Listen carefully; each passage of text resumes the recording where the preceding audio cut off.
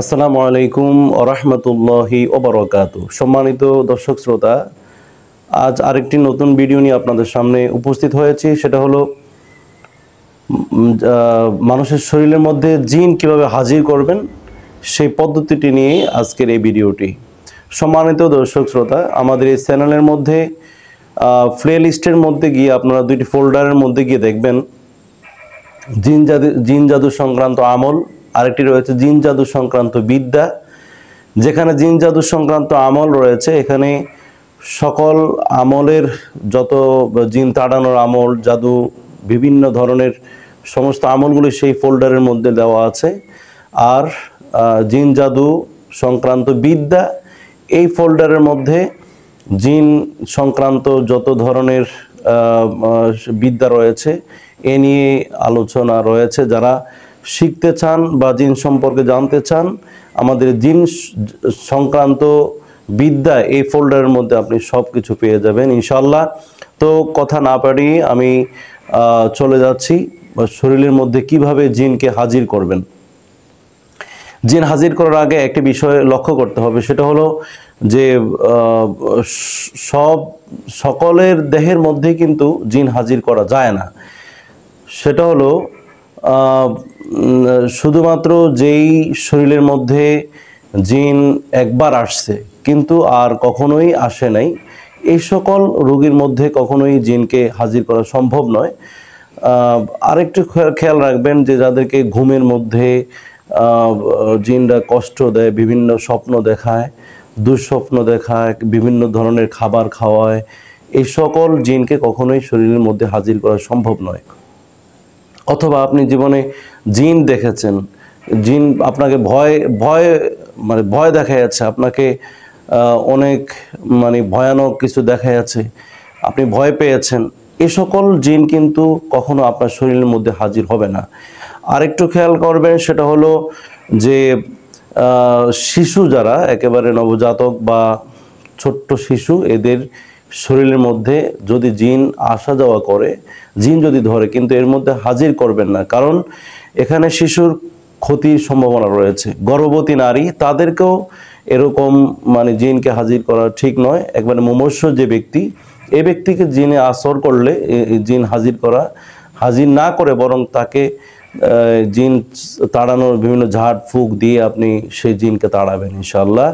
তো যে জিন বারবার এসেছে এবং আলামত দেখা যায় যে মানুষের শরীরের মধ্যে, রোগীর শরীরের মধ্যে জিন এসেছে, এই সকল জিনকে কিন্তু যে কোনো সময় আপনি যে সকল পদ্ধতি রয়েছে, পদ্ধতি অবলম্বন করলে অবশ্যই সে জিন শরীরের মধ্যে উপস্থিত হয়ে যাবে। তো আর বেশি কথা নয়, তো আমরা জেনে নেই কিভাবে একজন রোগীর শরীরের মধ্যে জিনকে হাজির করতে হয়। প্রথমে আপনি যেই রোগীর শরীরের মধ্যে জিন হাজির করতে যাবেন, তাকে অজু করে আসনে বসাবেন। বসায়ে সেই রোগীকে এভাবে হাত মুঠ করে, এভাবে কাঁধ বরাবর এভাবে বসতে বলবেন। সে বসে যাবে, তারপর যে হাতটা মুঠ করবে সেটা কাঁধ বরাবর এভাবে ধরে, তারপরে এভাবে বসে থাকবে, চক্ষু বন্ধ করে থাকবে। তারপর যিনি আমেল জিন হাজির করতে চান, আপনি তখন সেই রোগীর দিকে খেয়াল করে মঞ্জিল যে 33 আয়াত রয়েছে, এই 33 আয়াত যদি আপনি পাঠ করতে থাকেন, কিছুক্ষণের মধ্যেই জিন সেই রোগীর শরীরের মধ্যে চলে আসবে। অথবা আপনি রোগীকে যখন আসনে বসাবেন, তখন তার 2 হাত মুঠ করে কাঁধ বরাবর বসতে বলবেন। বসার পরে মুদাব্বির, যিনি জিন হাজির করতে যান, আপনি এই আয়াতগুলো 3 বার করে পড়েন। যেমন ইন্নাহু মিন সুলাইমানা ওয়া ইন্নাহু বিসমিল্লাহির রহমানির রহিম আল্লাহ তাআলু আলাইয়া ওয়া আতুনি মুসলিমিন। এই আয়াতটা 3 বার পরে ফুঁক দেন।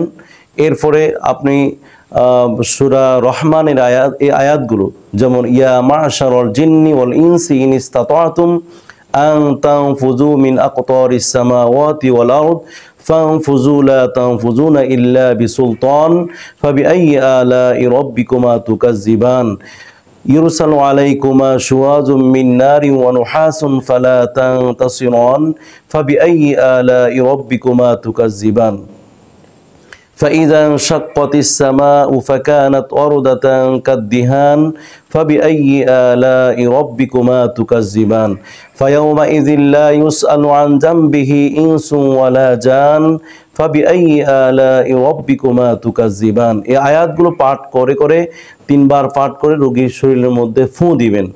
এরপরে আপনি পড়বেন কুল উহিয়া ইলাইয়া আন্নাহু ইসতামা'a নাফারুম মিনাল জিন্নি ফাকালু ইন্না সামি'না কুরআনান আজাবা ইয়াহদি ইলা রুশদি ফাআমান্না বিহি ওয়া লান নুশরিকা বিরাব্বিনা আহাদা ওয়া আন্নাহু তাআলা জাদ্দু রাব্বিনা মাত্তাখাযা সাহিবাতান ওয়ালা ওয়ালাদা ওয়া আন্নাহু কানা ইয়াকুলু সাফীহুনা আলাল্লাহি শাতাতা।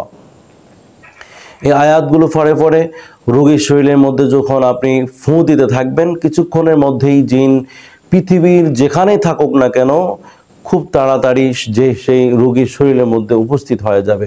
তো এখন কথা হলো, এই জিন হাজির হয়েছে কিনা সেটা আপনি কিভাবে বুঝবেন? এই জিন হাজির হয়েছে কিনা আপনি সেই রোগীর মধ্যে আলামতি আপনি দেখতে পাবেন যে শরীরের মধ্যে জ্বালা পড়া শুরু হয়ে গিয়েছে। তখনই আপনি জিজ্ঞেস করবেন রোগীকে, রোগীর নাম, রোগীর বাবার নাম, রোগীর দাদার নাম, এসব যখন জিজ্ঞেস করবেন, যখন দেখবেন যে সে তার নাম সঠিক মতো বলতে পারে না, অন্য নাম বলে, রোগীর নাম না বলে অন্য নাম বলে, বাবার নাম যেটা সঠিক সেটা না বলে অন্য নাম বলে, যদি এরকম উল্টাপাল্টা কোনো নাম বলে, তাহলে বুঝবেন যে সেই মানে জিন শরীরের মধ্যে এসে হাজির হয়ে গিয়েছে। সুতরাং আর যদি রোগীর নাম সে সঠিক মতো বলে, তাহলে কিন্তু আপনি বুঝতে পারবেন যে তার শরীরের মধ্যে এখনো জিন হাজির হয় নাই।